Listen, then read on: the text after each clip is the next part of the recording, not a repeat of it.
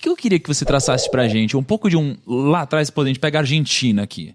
Pô, a Argentina já foi a sexta cresceu mais que o Brasil, né? maior renda per capita do mundo. A Argentina era autossuficiente em produtos agrícolas, teve o primeiro metrô das Américas, antes dos Estados Unidos, Buenos Aires, exatamente. Recebeu imigrantes nas guerras, e era um país rico. E está há 100 anos descendo. E descendo exatamente por essa utopia. E o nosso governo não é muito distante. O que aconteceu nos últimos anos aqui, nas últimas décadas, na verdade, foi exatamente que nós partimos para essa ideia de que vamos botar todo mundo igual, vamos dar oportunidade para todo mundo e tal. Não tem nada de errado com esse desejo de dar oportunidades, igualdade de oportunidades. Dar oportunidade para uma pessoa que não teve a educação. Por que não teve? Porque era de uma família pobre. Vamos dar uma bolsa de estudo para os jovens de famílias mais pobres. Vamos dar. Agora, há diferenças que são, às vezes são até de chance. Você está no lugar certo, na hora certa, e aquilo ali te favorece. Você era um plantador de grãos na hora que o produto subiu muito e você ganhou muito. E, às vezes, o contrário, teve um mau clima e destruiu sua colheita inteira. Então, a vida tem muitas chances, tem muitas oportunidades. Agora, o importante é a filosofia de cada um ter que ser responsável pelo seu destino, cada um se empoderar através do conhecimento, cada um ter a sua luta de melhorar através de gerações. Isso não é um esforço de uma pessoa. É uma vida inteira, que depois você dá os exemplos para os filhos, depois para os netos. A história de um país é feita de valores, de princípios corretos, e você vai trabalhando e vai todo mundo saindo juntos dessa situação de miséria. E você, moderadamente, vai consertando as situações dos que não tiveram oportunidades. Se você tentar fazer isso de uma forma que não respeite a liberdade de empreender, a liberdade dos empreendedores, etc., é um colapso. Uma coisa interessante, eu estava lembrando de uma postagem que eu fiz, em que, por exemplo, na Venezuela, vale mais a pena você limpar a bunda com dinheiro que com papel higiênico. Porque, cara, pra você comprar um rolo de papel higiênico, você tem que gastar mais papel moeda do que o papel para você usar. Então, assim, isso daqui é uma consequência de decisões que foram tomadas, possivelmente, né, no passado aqui, de forma que hoje estão pagando preço para isso. Essa é a ameaça permanente do populismo. É justamente você querer dizer, olha, eu vou acabar com a desigualdade, dando dinheiro para todo mundo. Você leva, por exemplo, como o Brasil já foi, duas vezes para a hiperinflação. Às vezes tem feito, sim, o Brasil foi duas vezes para a hiperinflação. Ele aprendeu a lidar com o fenômeno monetário. Hoje o que a gente faz é o seguinte, em vez da gente escapar para ir para a inflação, nós estamos correndo para o futuro, fugindo para o futuro. Endividamento em bola de neve. Você continua gastando muito, mas em vez de gastar com moeda, já que você levou 2 hiperinflações na cabeça, você aprendeu, não, eu não vou emitir moeda para fazer essa inflação, não. Como é que eu vou fazer? Vou emitir dívida. E aí você, na verdade, está em endividamento em bola de neve. Filhos e netos nossos vão ter impostos muito altos no futuro para pagar essa falta de coragem de uma geração de enfrentar os seus problemas. Eu não falo isso, não. Eu tenho uma pergunta sobre isso, ministro. Porque o Brasil, antes do Plano Real, sofreu muito com a inflação. Como o senhor falou, a gente teve de 54 a 94, foram 40 anos de inflação de no mínimo 2 dígitos. E alguns períodos mais do que isso. Aí o Plano Real veio e resolveu isso aí. E agora o senhor falou da dívida. Como é que a gente faz para controlar essa dívida? Porque eu fico olhando, por exemplo, a trajetória do Brasil com o crescimento de endividamento e eu penso o seguinte, é muito grande o estímulo para que um governante se endivide agora, porque afinal, quando ele se endivida, ele aumenta a capacidade de gasto que ele tem no presente, Isso. Ele consegue ser mais popular assim, Isso. Ele consegue uma reeleição, ele consegue eleger um sucessor. Perfeito. E quando o problema chega, não é mais dele. É de quem está no governo no futuro. Alguém então, paga essa conta, questão? né? Alguém vai pagar essa conta. Mas parafraseando Keynes, né? É no futuro e no futuro estarão todos mortos que estão aqui, né? E no final das contas, o que a gente está pagando hoje é um pouco de uma herança do que aconteceu também no passado. Exatamente. Né? Foi ciclo, ótimo. Né? Você deu um exemplo. Nós vivíamos numa cultura inflacionária e gastávamos muito e emitíamos moeda.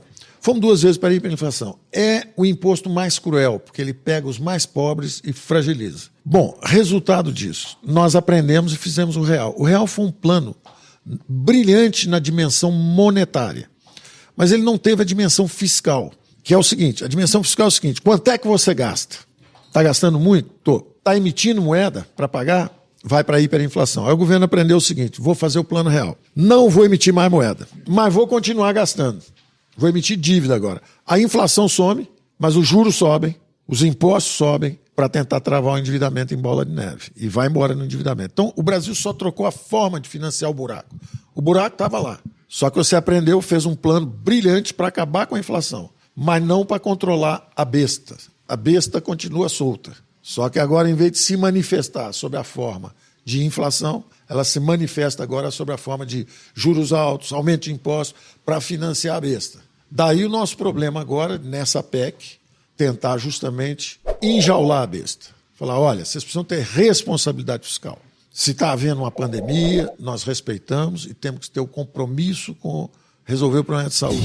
Travar os gastos. Mas o que é travar os gastos? É tipo, o que são esses gastos? É porque, tipo assim, sei lá, em casa eu falo assim, tá gastando muito. Aí a gente para de comprar doce e besteira e só usa o essencial, Mas é isso? Exato, você deu um exemplo perfeito. Doce, besteira, isso aí. Os privilégios com a Previdência nós travamos. Não a aposentadoria dos mais frágeis. Essa continua subindo. Agora, os privilégios de aposentadoria, nós reduzimos. O que são privilégios? São privilégios é o seguinte, antigamente o sujeito se aposentava ganhando 70 mil reais, porque ele a vida toda ganhou 70 mil reais. Ganhava, estava aqui no Supremo, no Judiciário, num lugar qualquer aqui, e tinha uma aposentadoria muito generosa em relação à média da população. Entendeu? Aliás, dando exemplos mais, eu exagerei, mas vou dar exemplos mais, por exemplo, um salário médio aqui na Esplanada, a aposentadoria média era, particularmente no Judiciário, era mais de 20 mil reais. E a aposentadoria média do brasileiro era R$1.000, era um salário mínimo lá embaixo.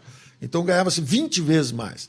Ora, se o cidadão já ganhou a vida toda 20 vezes mais que o outro, por que na velhice você tem que garantir esse privilégio? Ele que tivesse juntado dinheiro ao longo da vida. Deixa eu perguntar um negócio, Paulo. Assim, da onde eu venho ou entendo, né, no mundo de negócios, eu vejo que geralmente o que você ganha teria que ser, né, sob a ordem correta das coisas, algo proporcional ao que você agrega de valor. Então, você está numa empresa, né? Você agrega um valor e uma parte disso, claro que vai virar lucro para a companhia, mas você é remunerado com base nisso. A gente diz que os salários sobem com a produtividade. Isso. E aí o que eu pergunto é assim, quando você fala desse tipo de coisa, né, a gente estava conversando antes e eu descobri que existem 12 milhões de servidores públicos no Brasil. Né, num ambiente de 220 milhões de pessoas. É bastante gente, né, bastante servidor público. Por que a média de salário dos servidores públicos é tão mais alto? É porque eles agregam mais valor? Justifica-se algo desse tipo? Ou não? Ou às vezes realmente talvez seja algo que é muito cultural e não dá para mexer mais. Muito cultural, não dá para mexer mais e acaba, vindo a conta alta depois de alguma forma. Por que tem esse tipo de coisa assim? Eu acho o seguinte, quem tem poder define quanto ganha. Então, quem legisla está aqui. Legisla seus próprios salários, suas próprias aposentadorias, tudo isso. Essa é a beleza da democracia, que quando isso começa a avançar, essa distância, por exemplo, um jovem que fizesse um concurso público, até 3, 4, 5 anos atrás, o primeiro emprego dele, para a mesma função, fosse ele um jovem que acabou de se formar na universidade, um fez um concurso público, o outro foi para a iniciativa privada. Um ganhava 6 vezes, 5 vezes mais do que o outro, salário inicial. Por quê? Porque essa era a regra do jogo. Então, na nossa reforma administrativa, por exemplo, nós eliminamos isso. Nós encaminhamos para o Congresso, para justamente que haja, não é só porque você fez um concurso que de repente você já tem estabilidade para o resto da vida, tem um salário muito maior que todos os outros brasileiros. Não é assim mais. Não será, se a reforma administrativa for aprovada. Então, esses gastos é que nós atacamos. Nós atacamos os privilégios da Previdência, esse excesso de salários em relação à média da população. O que você fala é que se não for aprovado por uma reforma administrativa, isso daí tende a continuar, Isso por exemplo, continuaria, essas diferenças salariais, como diz você, sem base na produtividade. Porque às vezes é o mesmo, um é advogado, o outro é advogado, os dois iguais, tem o mesmo preparo, tudo igual. Um passou para cá e o outro foi para um setor privado. Um ganha 6 vezes mais do que o outro, 5 vezes mais do que o outro. Se você for para um país onde a economia de mercado é forte, chegar nos Estados Unidos e falar assim, presta concurso público. Eu não. Eu quero ir para o setor privado, porque o salário é muito maior, a oportunidade é muito melhor. Imagina assim, imagina que a gente chega na nossa empresa e fala assim, a gente é sócio da empresa, né? A gente fala assim, já sei, vamos pagar um salário de 100 mil reais. A gente fala, tá bom. Só que se a empresa quebrar, a gente para de ganhar salário. Então é como se isso acontecesse de certa forma, só que quem paga o salário não é a gente. É como se a gente definisse o que outra pessoa paga pra gente. Os gregos, os espanhóis, hoje tem um problema. O pai tem que explicar pro filho, filho, sabe por que você está desempregado? Sabe por que tem essa crise toda? Papai pegou o dinheiro todo antes. Minha aposentadoria é muito alta, eu tenho estabilidade de emprego, eu tenho privilégio não só na aposentadoria, mas meus salários foram altos. Então, hoje você está desempregado por isso. Desculpe. Cara, e o ministro não consegue impedir ou botar a mão nisso ou falar, não vou assinar isso aí? Essas são as reformas. Entendi. Porque nós vivemos numa democracia onde realmente o executivo pode encaminhar, às vezes também o legislativo encaminha também mudanças de legislação, e nós estamos com um governo que é reformista.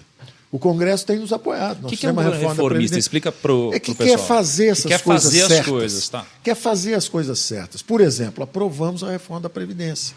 Não é a ideal, mas é que foi possível. Se isso daí não tivesse passado, talvez com o Covid... Se isso não tivesse passado, não sei se nós estávamos à beira de um abismo fiscal. E o Covid foi um trator que ia nos empurrar para dentro desse abismo. Como nós tínhamos feito a reforma da Previdência, nós conseguimos resistir ao Covid. Estamos aí vivos, a dívida subiu, mas o tempo inteiro nós tentamos justamente não empurrar tanto custo para gerações futuras. A geração que enfrenta uma guerra tem que ter coragem de pagar pela guerra. Ela não pode empurrar o custo para frente. Isso nós conseguimos parcialmente fazer. Dizia-se, quando começou o Covid, que a dívida ia para 100% do PIB. Ficou em 89%. Todo mundo dizia, vai para 100%. Ficou em 89%, porque nós pedimos essa contrapartida. Tudo bem, vamos gastar um pouco mais aqui na saúde, precisamos, nenhum brasileiro pode ficar para trás. Então, digitalizamos 64 milhões de brasileiros, entregamos um auxílio emergencial para cada um. Para você ver, foi a maior queda, redução de miséria em 40 anos. Isso quer dizer o seguinte, porque nós tiramos o intermediário. O pobre está com problema, dá o dinheiro para o pobre, na mão, em vez de ter todo esse intermediário. Hoje você dá o dinheiro para uma instituição pública, que passa o dinheiro para a fundação, que passa o dinheiro para um banco público, que passa o dinheiro para um político, que passa o dinheiro... No final você deu 100, chega 1 para o pobre. Na hora que você deu direto o dinheiro, foi a maior redução de pobreza em 40 anos, em 8 meses. Só porque você falou o seguinte, é pobre? Sou. Toma aqui o dinheiro. Em vez de fazer, é pobre? Vamos dar o dinheiro agora para alguém que vai fazer uma obra, que vai fazer isso, que vai... O dinheiro não chega no pobre. A gente estava falando então que a gente estava com quase 90% da dívida em relação ao PIB, e o negócio, você vê o gráfico assim, realmente subindo muito. Se nada acontecer, né? Se, sei lá, nenhuma reforma acontecer... E gastamos mais do que arrecadamos ainda. E a gente ainda gasta mais. Ano passado foi 1 trilhão, né, que a gente gastou mais, foi isso? Quase isso, né? Somando o estado primário, mais né? o... 1,5 trilhão. 1,5 trilhão que a gente gastou mais que isso. Então imagina... Não. O déficit, o ano passado, por causa da doença... Foi de uns 800 bilhões. Uns 800 bilhões. O então, primário, aqui pelo Tesouro Transparente, ficou em 771 bilhões. São os 800 que eu falei. Só que aí você bota o juros da dívida. Quando você bota isso tudo, aí vai para 1 trilhão. E aí, beleza. A gente não fez nenhuma reforma, nada acontece, sei lá, ninguém tá afim de fazer um sacrifício hoje, nada acontece. Aí a nossa dívida sobe de 90 para 95, para 100, para 105, 110, 120... Esse é o caminho da miséria. Então, o que vai acontecer com a gente? Não, se isso acontecer... Porque para construir uma nação forte, você leva, às vezes, décadas. Para construir um desastre econômico, são alguns meses. Pior das hipóteses, anos. 1, 2, 3 anos, você estraga tudo. Agora, para construir a nação próspera, 10 anos, 15 anos de boas políticas consequentes, bem desenhadas. Então, você tem 2 cenários possíveis. Um que a gente chama do caminho da miséria. Você continua fazendo gastos descontrolados, mal focalizados, ou seja, dando dinheiro para a empresa campeã. A empresa é grande, podia ir ao mercado pegar recursos, vai lá num banco público e recebe esse subsídio que você disse, simplesmente porque é amigo do rei. Então tem essa coisa.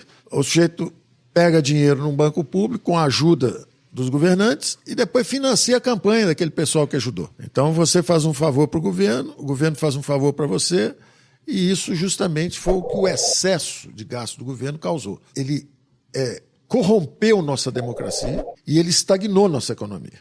Então o Brasil, que era um país que crescia 7,5% durante décadas, crescia mais rápido que o Japão, que a Coreia, que os Estados Unidos, que a Alemanha. Foram 3, 4 décadas no século passado, crescendo mais, trazendo gente de todo mundo. Primeira maior colônia de japoneses fora do Japão, segunda maior colônia de italianos fora da Itália, terceira maior colônia de alemães fora da Alemanha. Todo mundo vinha para cá, terra da prosperidade, crescendo rápido, gerando empregos. Hoje é o contrário. O filho do brasileiro mais rico vai embora, estuda lá fora, fica lá fora, mora em Miami. O mais pobre vai trabalhar de garçom em Barcelona, vai entregar pizza em Boston. Hoje as pessoas estavam indo embora do Brasil, exatamente porque o Brasil estagnou-se. Então nós estamos tentando reverter esse quadro. Não é simples, leva algum tempo, mas as coisas, os efeitos são rápidos. Por exemplo, os juros desceram, que é o que você perguntou. Quando os juros desceram, milhares de empresas pequenas, médias, começam a se movimentar, gerar emprego, inovar, empreendedores, startups. Esse mundo de empreendedores começa a se movimentar. O Brasil era o paraíso dos rentistas. Todo mundo vivendo de juros. Não precisa fazer nada, só Precisa quem fazer tinha nada. dinheiro deixava rendendo. Isso. E o inferno dos empreendedores. Só que era uma promessa falsa, porque quem é que vai conseguir pagar 7, 8, 10% ao ano lá na frente? Isso é uma promessa, um endividamento em bola de neve. Não sei se lá na frente vão conseguir pagar isso. Não, provavelmente não, botando relação dívida-PIB, né? Se a dívida cresce 7%, Vai chegar uma 2 hora- dígitos e o PIB fica uma menor, hora não que dá. Mas você acha que se a gente continuar do jeito que a gente está, por exemplo, a gente pode correr o risco de virar uma Venezuela, uma Argentina, um negócio desse? que o pessoal Seguramente. Para virar Argentina, 6 meses, para virar Venezuela, 1 ano e meio. Como assim? Caramba, eu preciso renovar meu passaporte europeu. fala? Vai guardando papel higiênico. Se já. fizer errado, Se fizer errado, vai é. rápido. Não, mas, então, mas dá uma luz Agora, pra gente. quer ir para o outro lado? Quer virar os Não, eu quero ir pro outro lado. Quer virar a Alemanha? Quer virar os Estados Unidos? 10, 15 Você anos acha na que outra existe direção. chance? Você acha que existe chance de a gente virar um dia os Estados Unidos no Brasil? O Brasil já foi mais rico que os Estados Unidos.